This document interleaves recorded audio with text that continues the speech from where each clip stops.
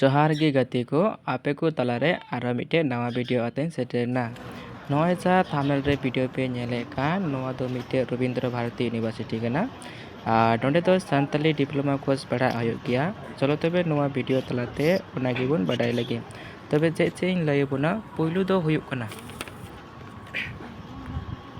Diploma course तो तीना सिरमा रेया कोर्स कना नोआ दो बार सिरमा रेया कोर्स कना और भर्ती तो ओका समय हुयुक गया।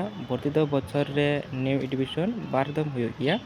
मिटे तो डिसेम्बर जनवरी और मिटे तो जून जुलाई और क्लास तो तीना जखो हुयुक गया। क्लास तो सप्ताह रे बार दिन हुयुक गया और सैटरडे और संडे और भर्ती लगी तो चे डॉक्यूमेंट्स लगा गया क्लास 10 रे एडमिट और 12 रे रिजल्ट और भर्ती तो तीनों उम्र धरे भर्ती को दाड़िया।